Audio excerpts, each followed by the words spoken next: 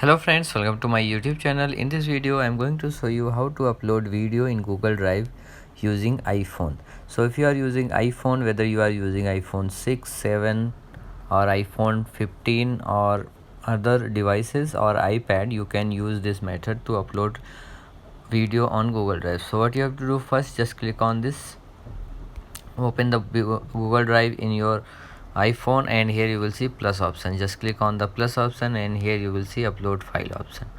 Just click on upload file option and here you will see photos and videos. Just click on it and here you have to click on allow access to all photos.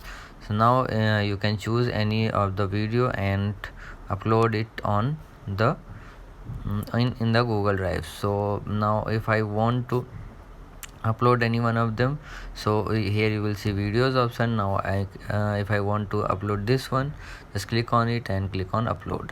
Now after clicking upload, processing uploads, here you will see, and after few minutes the video will be uploaded in on my Google Drive. So like this you can upload any video on Google Drive in using iPhone. So if you like the video, please like my video, also subscribe my channel for more videos like this. Thanks for